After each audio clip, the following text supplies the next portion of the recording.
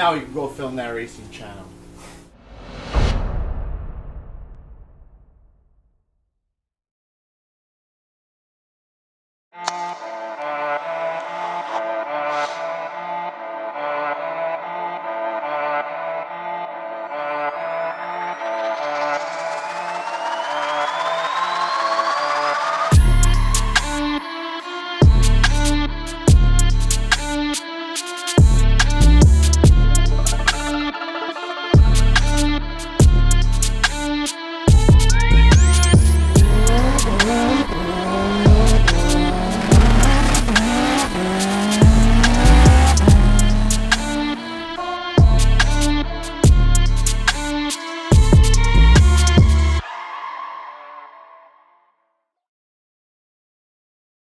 What's up guys, I'm Jeffrey Velasquez and we're here at Kaiser Car, my buddy's dealership.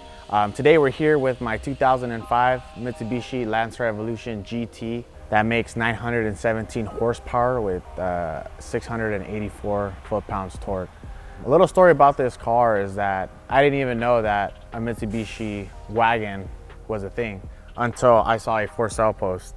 You know, that's what caught me by surprise, and I was like, you know what, instead of building a Evo IX, I'm gonna build a wagon, you know, something that no one has. It's not much different from a regular sedan except for, you know, the hatchback part, but as far as everything else, it's the same. 4G63, 6-speed, Evo IX RS rear diff. So I bought this car back in the end of 2019, I would wanna say October, November, and bought it. Took 2 months to get, and I got it maybe the beginning of 2020, January. I got it bone stock with the exception of some wheels, and decided to go, you know what, I'm just gonna do a basic built engine with a 5-speed swap since it was just a 6-speed. Well, one thing led to another and ended up going full build. I was like, you know what, since I'm gonna do the engine, might as well do a built transmission. Originally I was gonna go with the synchro trans. Then from synchro, I ended up going with a dog box, and then ended up, you know, doing a sequential. One thing led to another while the engine was out. Well, why not do under chassis? Why not change bolts? You know, why not change everything? So one thing led to another, and it became a full restoration versus a build. Did everything from A through Z, and then some. At the time when we were building this car, I had a shop, RPM Motorworks, down in Long Beach, California. Had that. This was the shop car, but obviously sold the shop before the car was done. So now it's just personal car.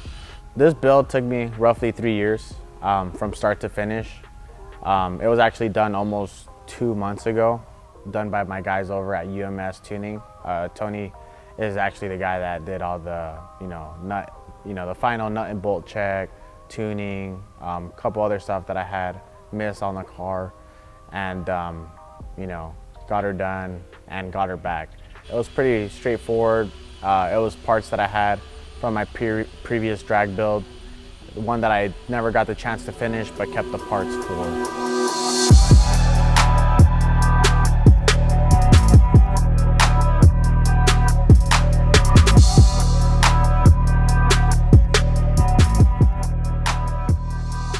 So we have, as far as wheel setup, we have a STM TE37 kit, 15 by 8 plus 32 with 245/55 15 tires by M&H. I got the scalloped STM front and rear drag brake kit that allows us to run the 15-inch wheels. Carbonetics, carbon fenders, forged carbon to be exact. You know, couldn't afford a Ferrari or a Lamborghini, but as close as I'm gonna get the similar carbon, same carbon as them. One of my other favorite parts of this car is this rear view camera that we integrated into the car. We notched part of the rear tail light to install a Motec bullet cam in there, either used as rear view camera or a gap cam. We also put a forged carbon wing and, paired it very nice with a titanium antenna. Looks very nice. The car's pretty simple on the outside. Doesn't have that much craziness to it. The craziness is where the engine bay is. I guess you could say it's subtle on the outside, crazy on the inside. at the end of the day, it's a 4G63, you know? It just has a lot of little touches, like the custom power steering reservoir, dipstick, custom hard lines for oil and coolant, relocated catch can where the fuse box used to be. Just a bunch of little stuff. For the most part, everything else stays the same. It's usually done the same. Custom titanium, hard lines, and that's it, man.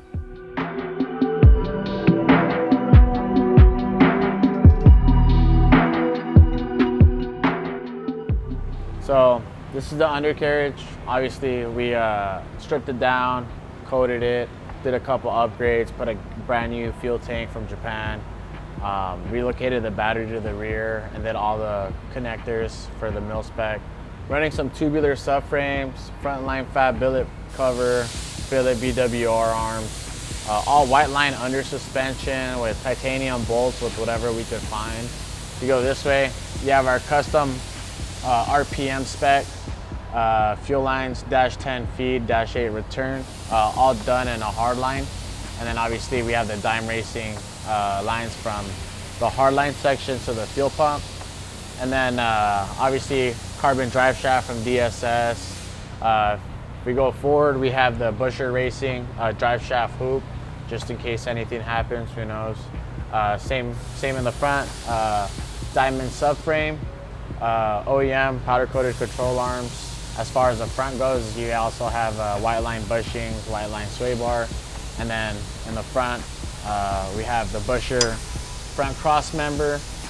And then from here, you can see the Sequential, our Moroso oil pan, and the TRE transfer case. We have a frontline fab billet oil pump. So obviously we put the external oil filter housing and put it to the side. So when we do an oil change, it's a lot easier. You know, a lot of upgrades here and there. Try to make it look as nice as possible to serve a function and purpose as well. The intention of this car was to be a full drag build, but we never made it that far. I do still plan on testing it. Still have to dial in the tune a little bit more with my tuner Tony, but I mean, she's ready. All we need is a cage, and maybe one of these days we'll be putting one in.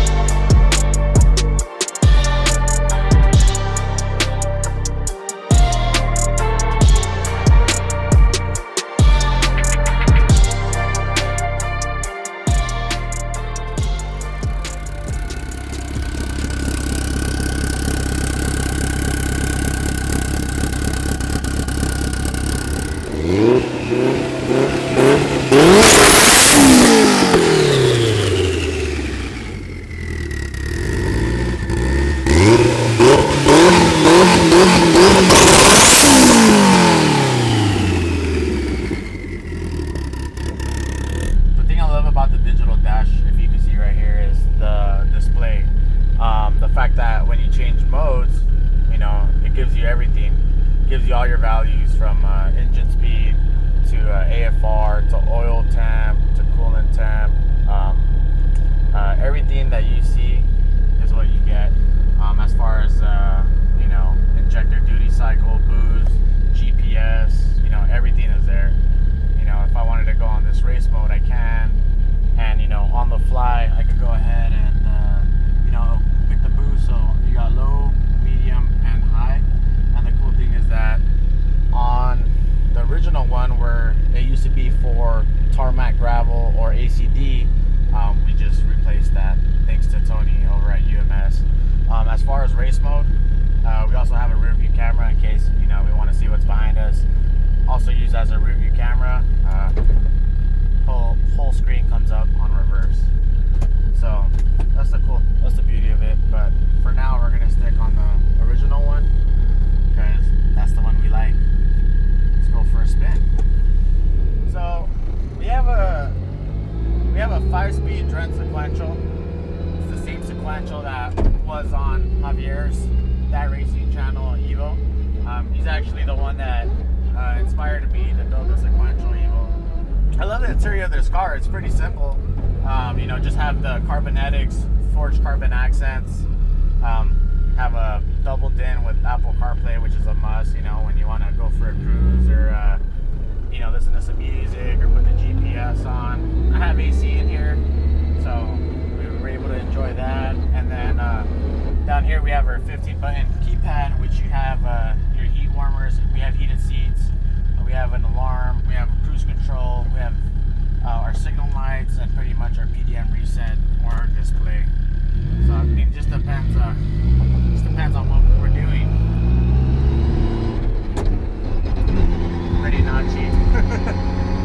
a medium boost? Yeah. Yeah, we're on medium boost just because I've been doing pulls on medium boost. I haven't really hit a high boost one yet. So, you know what? It's been a little risky. Guess I'm gonna just send it for you guys, I guess. High boost. High boost. Gotta make sure temps are good.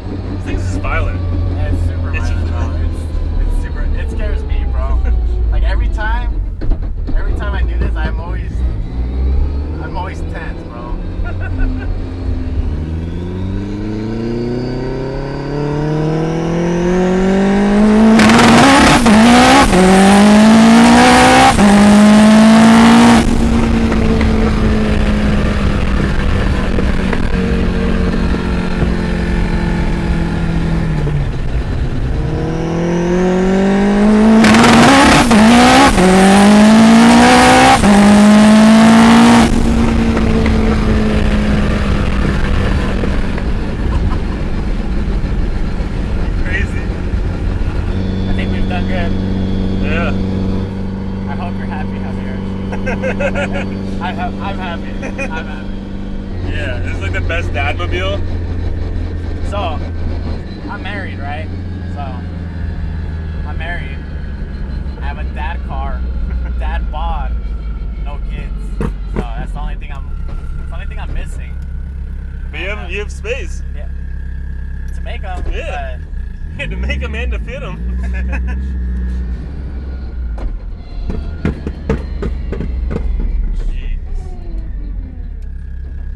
Crackle pop. Love Rice Krispies. So we're done with the run, and obviously this is the last bit of, you know, the car that we wanted to show you. But carbonetics backings on these Sportster CSs, and as far as the rest of the interior, everything's pretty much stock. I know a lot of people ask us or ask me how much space does a wagon have, and compared to a sedan, and it's pretty spacious, you know. Seats go down, and you have pretty much all the space that they give you, you know. It's pretty spacious. It's nice, you know, when you're going grocery shopping. I once, you know, filled this up for a party and had everything stocked up, and I was actually pretty proud, you know. I don't know if that's, you know, a grown-up thing, or maybe I'm just getting old, but I was proud of everything fitting in my car. So my car has a 2.2 liter long rod. As far as the bottom end goes, I have a 901 compression Manley pistons.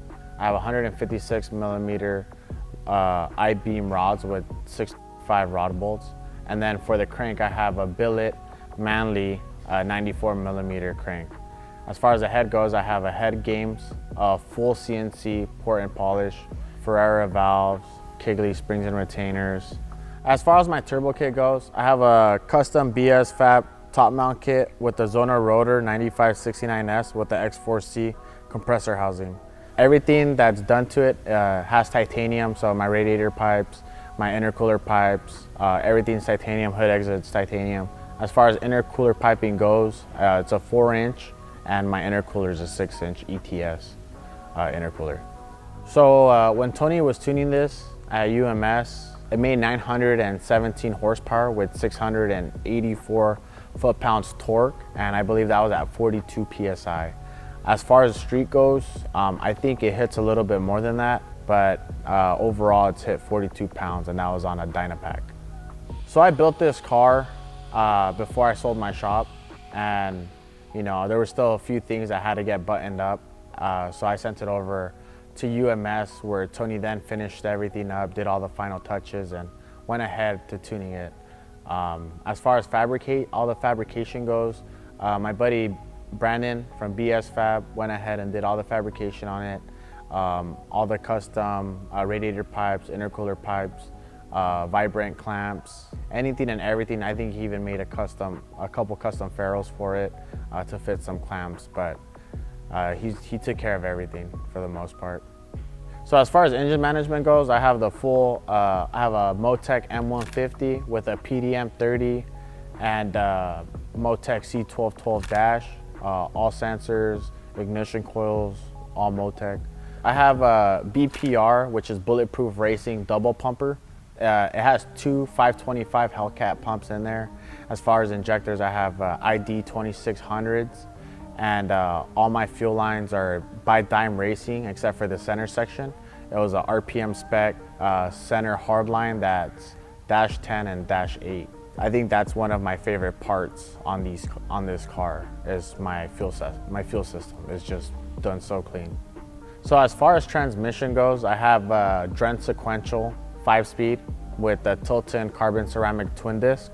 As far as my lever, I have a short lever, not your traditional long lever. As far as drivetrain goes, I have 1,000 horsepower DSS front and rear axles. I have the carbon drive shaft, TRE full race prepped transfer case and rear diff. And to top it off, I have Pro Hub ceramic wheel bearings. As far as suspension goes, I have full Robbie spec Allens. As far as spring rate, I believe they're 8K all around. I have a 15-inch TE37S SLs that I got from STM. They're 15 by 8 plus 32, and they have M&H radials that are 245, 55, 15. As far as exterior, I just have forged carbon on there that was done by my buddy Sergio at Carbonetics. I have a forged carbon drag lip, fenders, wiper cowl, side skirt extensions, and rear drag wing. As far as interior goes, I have a Recaro Sportster CS front seats with Carbonetics forged carbon backings, and then forged carbon dash trims and center console. As far as tuner cars, I want to say I've had most of the JDM cars. I've had a FD RX-7, NA1, NSX. I've had Evo 8, 9, an Evo 6, Evo 5, Toyota Supras. I've had a Terminator, an Infinity, more import, maybe one American. There was just something about the all-wheel drive, big turbo, that a raw feeling that I felt that I couldn't get with any other car. It's just the fact that it's a raw driver, all-wheel drive controls, and the fact that these are just really easy to work on too, like a Honda is what really got my attention. To me, they're one of my favorite cars out there. I think I've had over 20 Mitsubishi Evos, and I just can't stay away from them. They're just love them, My for cars started at a young age with my uncles. My uncles would always take us out, buy us toys, buy us cars. And, some of my uncles actually had the cars themselves, 69 Camaro, an Eclipse, Chevelles, fastbacks. I mean, they were into cars. They were more American, but there was something about imports that I really liked. At high school, I was trying to get a Subaru, but at the time I wasn't able to afford a Subaru.